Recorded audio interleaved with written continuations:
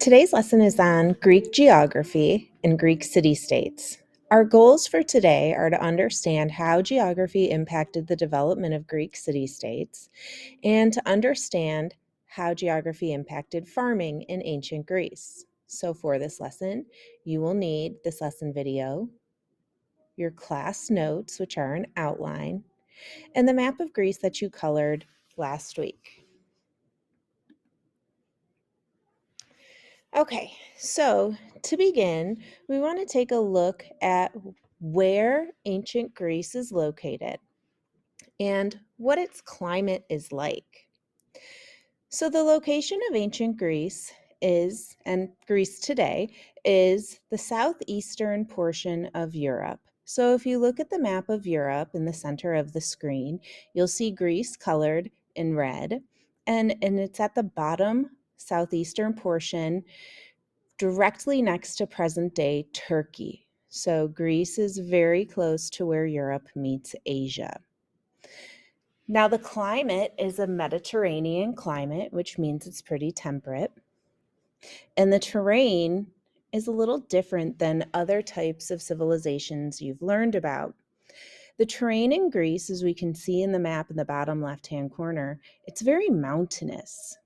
These mountains make it very difficult to travel throughout Greece. It has very short rivers, whereas all the different civilizations you've learned about had major rivers like the Tigris and Euphrates or the Nile. Greece doesn't have any of these rivers. As a result, the city-states did not connect easily with one another. In order to go from one city-state to another, you would have to walk through sheer rocky mountains, and there were no rivers to make it easy to travel between the city-states. And then finally, Greece is surrounded by small islands. So if you look at the map to the left, you'll see that Greece itself is a peninsula. Parts of Greece are small islands that surround that peninsula. These islands have rocky shores, and the seas between the mainland and the islands are often rough, which again made it very difficult for the city-states that developed to connect with one another. And so why is this important? What is the overall result of this? Well, the result, and this is something that you need to remember for tests and quizzes, is that city-states are going to develop independently of one another. Greece is never one whole nation. Instead, it's different city-states in close proximity with one another with just a few things in common. That makes all these city-states quite isolated from one another. All right, so Greeks and their farms. Now, we looked at the terrain of Greece and saw that it was very, very mountainous, and these mountains are often very rocky. And so in order to grow crops, the Greeks would cut terraces into hillsides. So if you look at the picture on the left-hand side of your screen, you'll see a hillside with flat lands dug into it. And these flat lands would be areas where crops could be grown. The crops that were mainly grown were grapes, which the Greeks made wine with, and olives, which the Greeks made olive oil with. Each of these things are very, very precious commodities in the ancient world. Olive oil itself is really important. It was used for a lot of different things, such as cooking. It was used as an oil to light the lamps, medicine, and as a source of protection in battle. Therefore, it was illegal in ancient Greece to destroy an olive tree. Some of the animals that were raised in ancient Greece were mainly goats and sheep, but also common were chicken and geese. Now, we do see that there isn't a whole lot of the staple of the ancient diet, which is wheat. Wheat was grown there. However, the Greeks are going to have to go outside to get the wheat to make their bread. So the Greeks have colonies to help with this issue of no wheat. Well, what is a colony? A colony is an area owned and controlled by a more powerful country far away. So if you look at the map on this page, you'll see Greece right in the center. However, all the green areas surrounding Greece are colonies of Greece.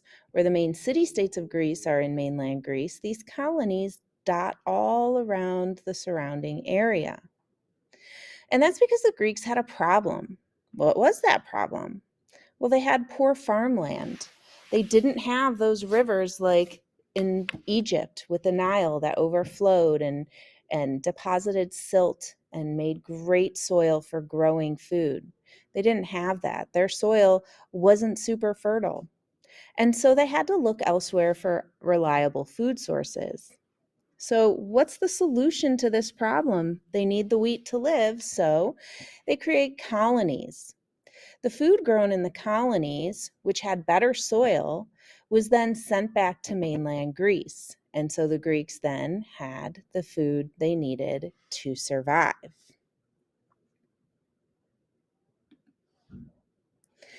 This develops into a reliance on trade. So, again, the Greeks, because of their geography, had a problem. They had poor farmland. So, they had to look elsewhere. And so they went to their colonies for the food and traded. And what did they trade? Well, the Greeks created olive oil, honey, cheese, figs, pottery, and wine. So that's what they exported. That means it's what the Greeks take from Greece to other places and trade. And they traded for what they needed. The Greeks needed wood, tools such as knives and swords, perfume, and grain. So imported means it's what the Greeks took back. So the Greeks were really, really great at making things like olive oil from the olive trees that grew abundantly, but didn't have a lot of land that would grow grains that they needed for their bread. And so they exported the olive oil and imported the grain. And this is a big reliance on trade that is going to develop. So we talked a lot about the city-states. Now, Greek city-states start to really develop and strengthen during what we call the Dark Ages of Greece.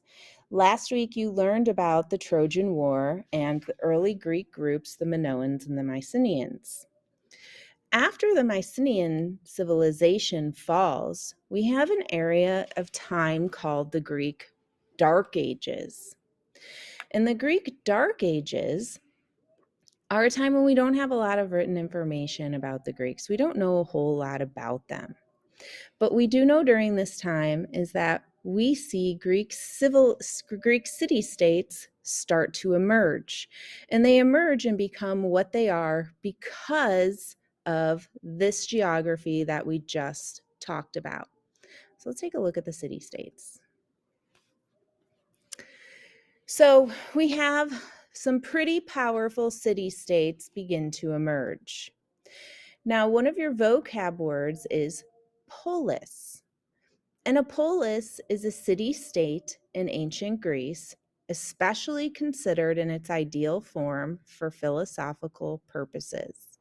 And so that's a lot of fancy words our textbooks give us to describe what a polis is. But what we want to remember is that a city-state is a polis, and they're independent of one another. They have their own government. They have their own culture. They have their own way of life. But they do have some things in common. So the major city-states that we are looking at this year that will emerge are Athens, Argos, Sparta, Corinth, Megara, and Thebes. And all of these are separated because of the difficult geography. Now, a lot of these city-states have things in common. For example, the Greeks, as we've discussed, were not one nation. They were not united. So why do we call them the Greeks? Well, we call them the Greeks because they all spoke the same language, and that is Greek. So because they have that same language, we can sort of sew all these city-states together into one group.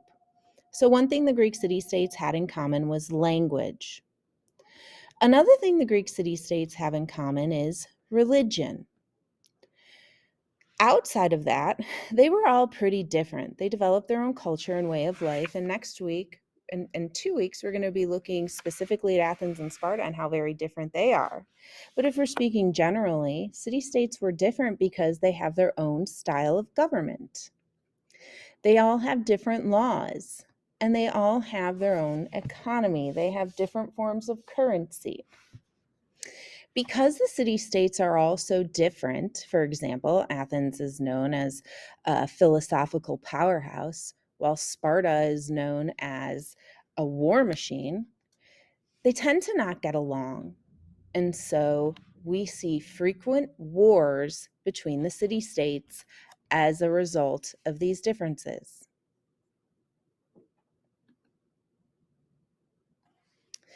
Now, another thing Greek city-states have in common are an acropolis. This could be a little confusing because in Athens, there is an acropolis with a capital A, but we also have acropolis in general, as in what an acropolis is.